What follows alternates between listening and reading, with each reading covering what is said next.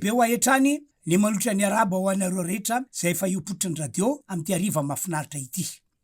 Ny fiadanan'Andriamanitra ny ho aminareo rehetra. Misaotra an'Andriamanitra isika fa manana an'izao fandarana izao ahafana mampita ny fahasoavan'Andriamanitra zay tiany omeny atsika zanak'olombelona. Hiteny amitsika ny tompo androany, hiteny amitsika izao, hiteny amitsika Andriamanitra ho fanasitranana sy ho fanafahana ary ho fitahinantsika mpanaraka ny fandarana. Raha mino zany ianao dia hitan'Andriamanitra miasa maneho ny heriny sy ny vonany tokoa. Misaotra azy isika tompoko. Mialohan'ny hitondrako ny hafatra dia andao ho anao vavaka miaraka isika.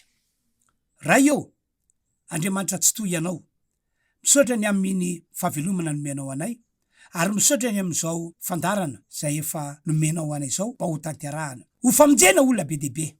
Misaotra, ho tahinany mpanomponao, ho tahinany sady vonjena reo olona rehetra zay efa iopotry ny radio amty ora ity. Nidera niaja ary nyvoninahitra. Atolotra ho anao Andriamanitra, ray zanaka fanay masina. Amin'ny anaran'i Jesosy, amen. Eny ary tompoko, mbola resaka aminareo hatrany mikasika ny amin'ny fanasitranana sy ny fanafahana ny tenako. Ary mbola resaka aminareo mikasika ny amin'ny fomba ataon'Andriamanitra ho fanesorana ny olana misy eo aminareo ihany koa ao. Resaka aminareo ny am'zany aho, satria ity taona ity aminay dia raisinay ho taona miavaka. Taona natokan'Andriamanitra itonana fandresena ho andreo olona ho avy amonjy ny fotoam-pivavahana ataonay fiangonana Refendro kely ty taona ity. Zay no mampiavaka azy. Ny finoanay dia zao, zay rehetra ho avy amonjy any fotoan-dehibe ataonay amty taona 422 ity, dia inonay fa ho afan'Andriamanitra sy vonjena tokoa zany olo zany.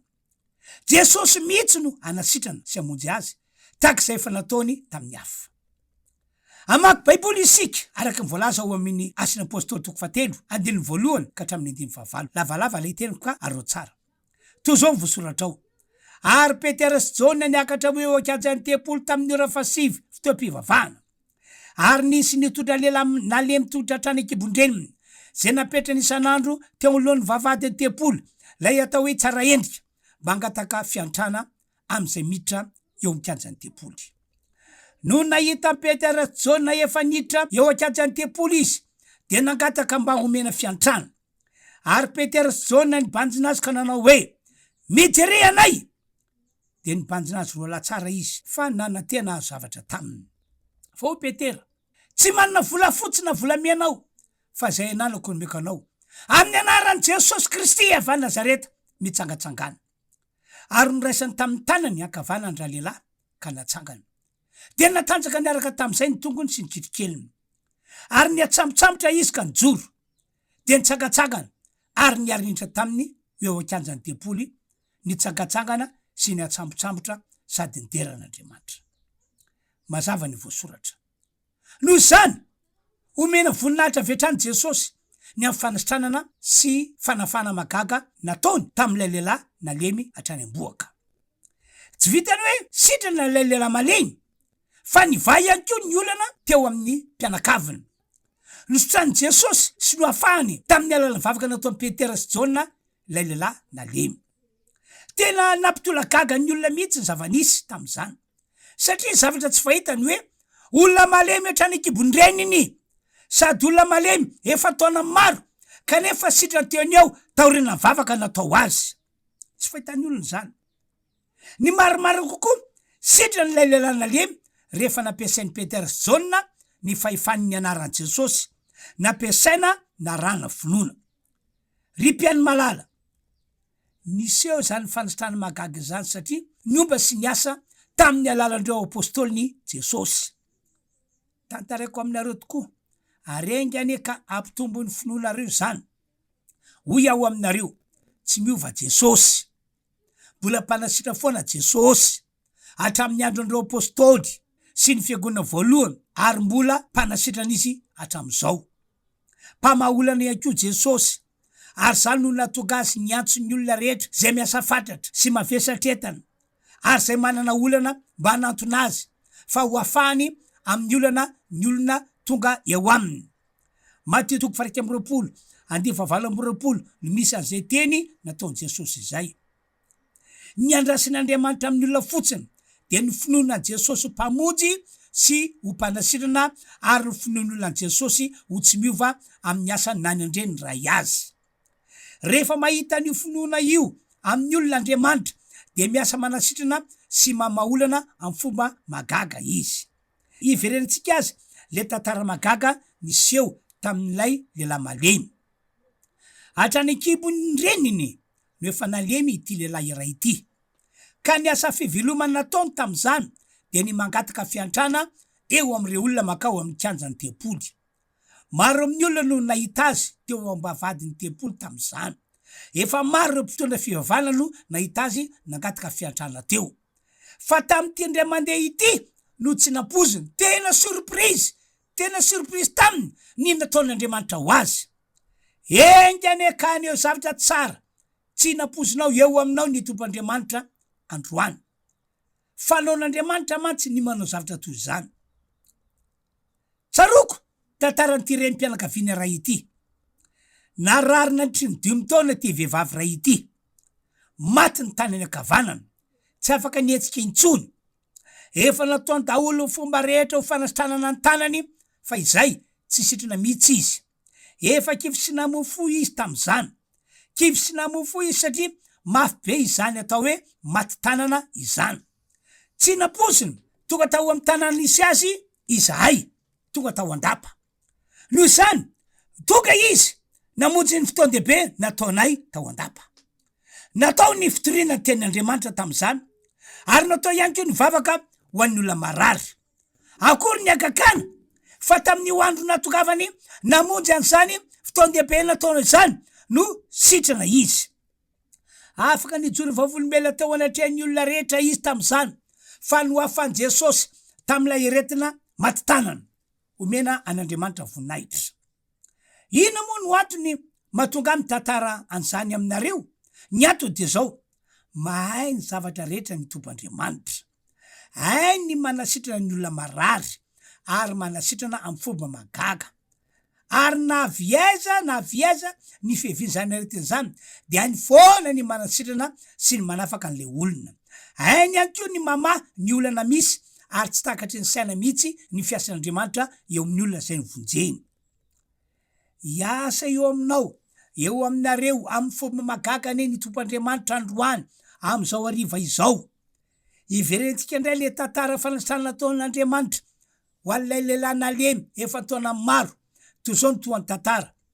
Rehefa nandalo teo anilan'ilay lehilahy nalemy Petera sy Jona, lay apôstôlin' Jesosy Kristy, de nibanjina azy izy roa lahy, ary niteny taminy hoe: tsy manana volafotsy na volamenao, fa zay ananako nomeko anao amin'ny anaran'i Jesosy Kristy avy a Nazareta mitsangatsangana.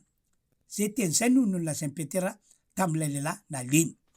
Ho an'ny Petera sy Jona manokana, tao amin'izy roa lahy ny finonan Jesosy sy ireo teny efa nambaran Jesosy tamin'izy ireo.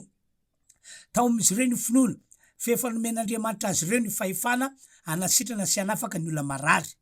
Ary zay finoana tao am'izay no nanosika azy roa lahy anasitrana aty lehilahy malemy ity tamin'ny anaran'i Jesosy. Tsy nieriny na ny fahaizana amin'ny maha-olona azy roa lahy no nampiasainy tam'izany, fa ny fahefana avy amin'ny anaran'i Jesosy. Vokany, sitrana ary natanjaka teo ny eo lay lehilahy nalemy. Toy izao ny voalaza tam'izany, araka ny voalaza ao amin'ny 17. Ary no raisin'i Petera tamin'ny tanany ankavanany raha lehilahy, ka natsangany, de natanjaka ny araka tam'izay ny tongo sy ny kelikeliny. Mpanasitrana ny marary sy mpanafaka amin'ny fomba magaga Jesosy. Mitovy am'izany ihany koa ity tantara iray manaraka ity, voasoratra ao amin'ny Asin'ny Apôstôly 2:7 ka hatramin'ny 9 le tantara. Tao amin'ny tanàna iray atao hoe Listra, de nisy lehilahy iray nalemy hatrany an-kibon-dreniny ihany koa. Tonga teo amin'ny toerana nanaovan'i Paoly apôstôly toroteny izy tam'izany. No tantarain'ny Baiboly fa tena nitombo be mihitsy ny finoany rehefa nandre ny toroteny nataon'i Paoly apôstôly izy. Izy lehilahy nalemy mihitsy no nanam-pinoana ny sitrana rehefa nandre ny toroteny nataon'i Paoly. Ao anaty fonoteny kely, zava-dehibe tompoko ny famonjena fotoam-pivavahana misy herin'Andriamanitra miasa. Zava-dehibe satria mampitombo finoana ny toritena mba raporopon'Andriamanitra ao anatin'izany fotoam-pivavahana izany. Ahoana no Baiboly? Hoy ny voalaza ao amin'ny Romana 12:17, koa ny finoana de avy amin'ny toriteny zay torino, ary ny toriteny zay torino mpanompon'Andriamanitra kosa dia mivantana avy amin'ny tenin'ny Kristy. Zany hoe ny toriteny sy ny fampianarany tenin'ny Kristy ao anaty fotoam-pivavahana iray dia mampitombo ny finoan'ny olona. Zany dikany Romana 12:17 io. No zany tena tsara aminao aminareo ny mamonjy fotoam-pivavahana omban'ny herin'Andriamanitra mba hitombony finoanao. Rehefa mahita ny finoanao mantsy ny tomp'Andriamanitra de miasa manasitrana sy manafaka ary miasa mitondra fahasoavana be mihitsy izy. Araky nefa nambarako tery aloha zao, manana finoana lehibe izahay fa isy famonjena sy fanasitranana ary fanafana magaga ho ataon'Andriamanitra mandritra ty taona ity. Nataon'Andriamanitra andray an'izany fahasoavana izany ny olona rehetra zay ho avy amonjy ny fotoana toanay re fiangonana refy amy ty taona ity. Noho zany raiso fotoana an'Andriamanitra ho anao ry mpiany malala ity taona 2022 ity. Ivereny indray ny tantaran'ilay lehilahy nalemy zay nanaraka ny toriteny natao amin'ny Paoly apôstôly. Araka voalaza amin'ny Baiboly, tonga tao amin'ity lehilahy malemy ity ny finoana, fa ho sitrana am'izao aretina malemy mahazo azy zao izy. Tao aminy tokoa ny finoana ny ho sitrana. Noho zany tsy nisalasala mihitsy Paoly apôstôly ny teny taminy hoe: raha lehilahy mijoroa ny tokotrao. Tao anatin'izay teny natao Paoly izay de niasa teo am'ilay lehilahy nalemy tokoa ny herin'Andriamanitra ka natonga azy afaka nitsangana teo ny eo, ka lasa olona sitrana izy. Toy zao ny voasoratra teo vakiny. Asin'ny apôstôly 2:20 manomboka amin'ny 19. Ary nisy lehilahy anankiray nipetraka tany Listra, nalemy tongotra hatrany an-kibondreniny ka tsy afaka namindry. 7. Izy nareny Paoly ny toriteny, ary Paoly noho nibanjina azy mafy ka nahita fa manam-ponono sitranina io. 9. De niteny tamin'ny fehamahery Paoly hoe: mijoroa amy tongotrao. De natsamotsamotry raha lehilahy ka nitsangatsangana. Mpanasitrana sy mpanafaka Jesosy, mpamaolana ihany koa Jesosy. Androany afaka manasitrana sy miasa amin'ny fomba magaga ho anao tokoa ny tombo Jesosy. Afaka mamany olana misy eo aminao ihany koa izy rehefa eo amin'ny olona ny finoana. Ry mpiany malalo, tian'Andriamanitra anehoana zany fahasoavana lehibe zany ianao anio. Hiatika indray aloha zany isika ny am'izay tapany voalohany zay. Andray hira ray azysika, aorina ny hira dia hotoizana ny afatra.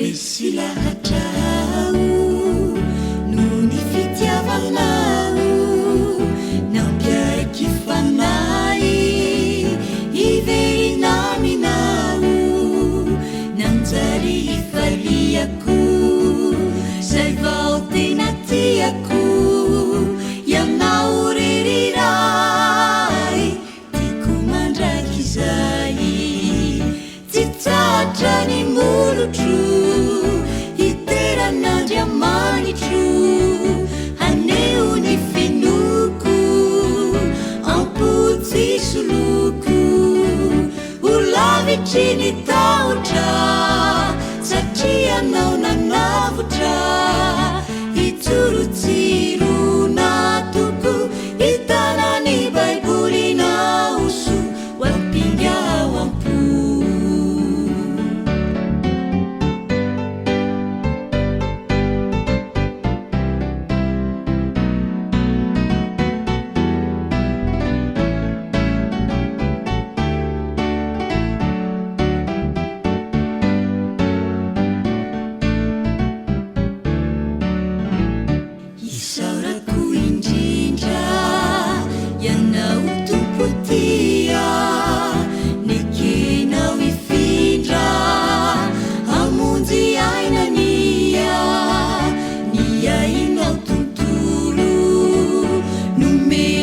Solo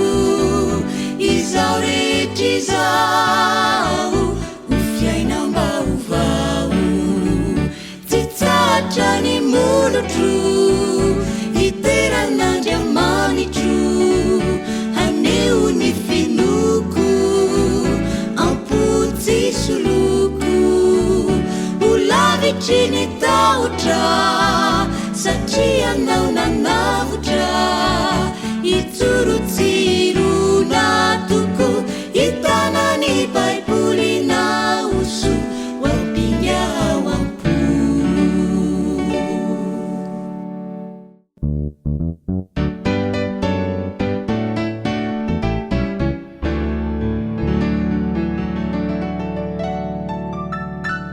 eny ary tompoko misaotra teknisany isika tam'izay raha ny alefany teo zay otoeza ny fampianarana mikasiny am' jesosy mpanasitrana sy mpanafaka ary mamonjy am'ireo olana misy raha madika am' baiboly anao de mahita fa ny boky Matio, Marka, Lioka ary Jaona de samy tantara fa ny akamaroany ny asa natao Jesosy fonisy nandalo teto ambony tany de miasa fanatranana sy fanafahana ny olona marasy voafatotra de zao ikio tsy nataony zavatra maivana natao anatin'izany asa natao zany ny famahana ny olana nisy teo amin'ny olona nataiza toerana ny alean'i Jesosy de nanaraka teo foana ny asa fanasitranana sy ny asa fanafana ary ny asa famonjena ny olona ho afaka am'ireo olana manageja azy satria zany no anisany ny nandranon'Andriamanitra ray azy nandranon'Andriamanitra ray an Jesosy tety ambony tany eny fanadia tamin'ny andron'ireo apôstôly azy de into zany ny asa fanasitranana sy asa fanafana izany manamarina zany ny fisindreto tantara roa no tantaraiko taminareo teo aloha ry mpiany malala hatram'izao de mbola miasa manasitrana sy manafaka ny olana misy tompandriamanitra asa efa nanendreny ray azy zany ka de mbola atao foana hatram'izao ataony zany asa fanasitranana sy asa fanafana izany ataony ihany koa ny asa famonjena ny olona manana olana ataony zany mandra-patokany fataperany zao tontolo zao zany indrindra no antony matokanay manao toroteny sy vavaka ho an'ny olona marary hatram'izao mino mantsy izahay fanteny nataony Jesosy tamin'ireo apôstôly sy ireo mpianatra de mbola teny manan-kery mandraka ankehitriny tsy hitany hoe mino fotsiny izahay fa efa nahita olona maro narary kanefa sitrana izy taorina vavaka nataonay ho azy reny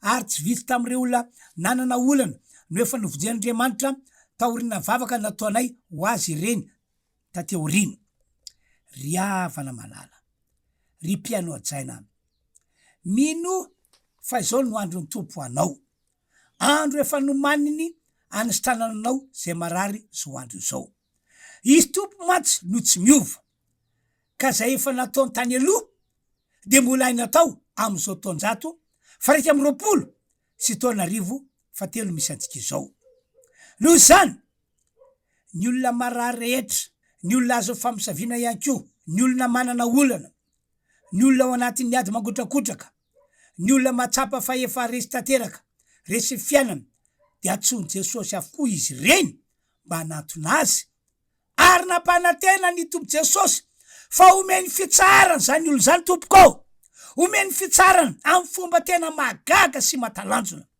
ain'Andriamanitra ny zavatra rehetra tompoko ny ato matoka ny olona sasany tsy mahazo fanasitranana ary tsy mahita ny famonjen'Andriamanitra mihitsy de noho isika ihany ho iaho mino ny fisin'Andriamanitra isika mino zany maro amin'ny olona mino a Jesosy ho zanak'Andriamanitra ihany koa ny olona manaiky an'izany ny fony sy ny sainy fa ny olona de ity mbola mitoetra lavitra an Jesosy ilay olona mbola misy elany be eo aminy sy Jesosy anka tsy afaka manao na inona eo am'izany olona zany ny tompandriamanitra zany no antony matoka ny tompo miantso ny olona rehetra zay mila ny famonjeny sy mifanasitranany ary mila ny fanafana mba anatona azy mila manatona Jesosy ianao mila mampandrosa Jesosy ao anatinao ianao ary nampanantena Jesosy fa zay mamaly ny antsony ka tonga eo aminy de omeny fitsarana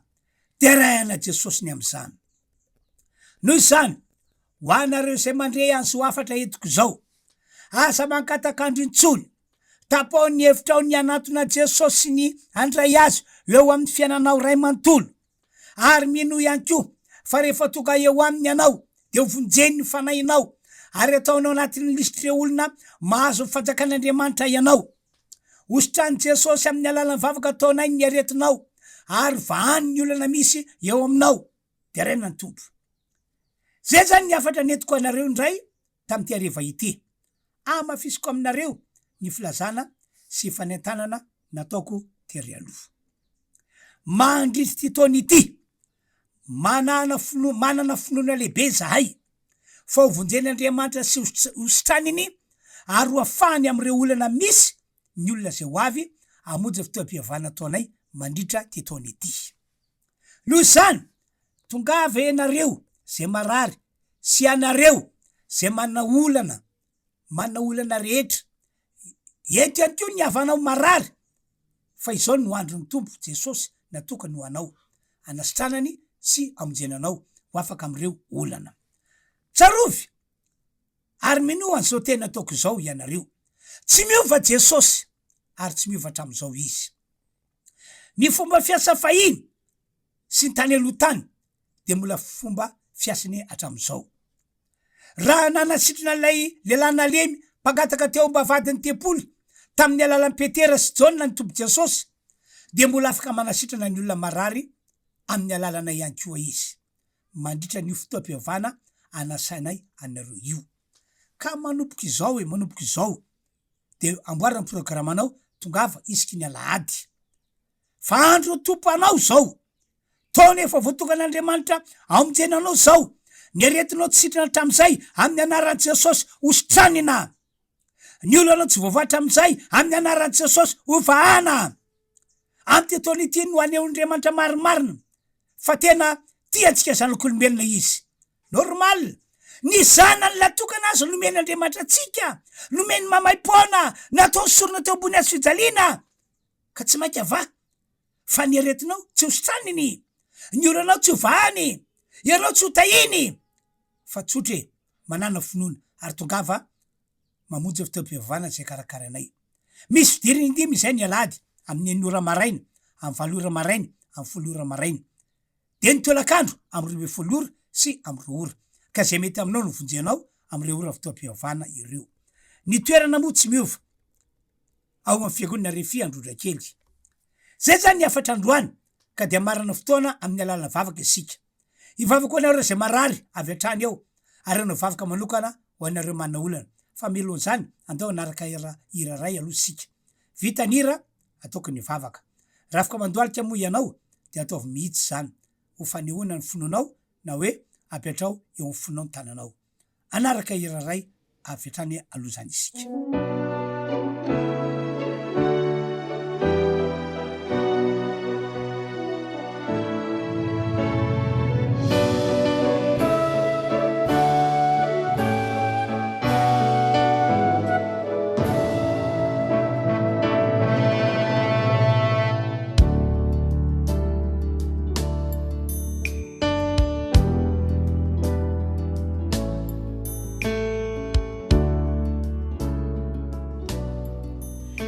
Jesosy tompo irery ihany, eny mbola izy hatrany no hiranay sy tononkalo resadresaka tsy lany.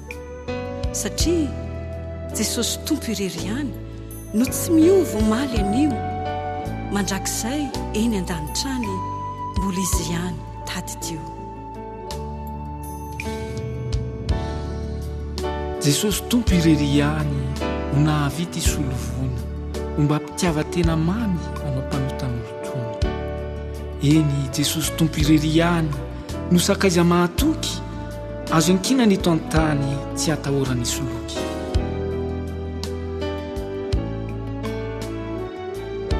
Jesosy tompo irery ihany no mahazo ny olanao rehefa orina sy tomany ady sarotra iainanao, satria Jesosy tompo irery ihany no niaritra naharitra nandalo zany ady zany toanao miady sarotra. Jesosy tompo irery ihany no fifaliana tena marina, ny fiadanana ka mamy, ny fotokeliny manarina, satria Jesosy tompo irery ihany no anarana nomena ary tokana ekena ahazona famonjena. Jesosy tompo irery ihany no lalatokana makany amin'ny fiainana mandrakizay andosotrafo mahamay. Jesosy tompo irery ihany no tena tianao tokoa ary voninahitra any andray anao an-tanandroa. Ko atolory ny tena sy ny fo ho azy irery avokoa, ka ianao ilaza ihany eny atretika hatrany fa ny Andriamanitra ao Jesosy tompo irery ihany.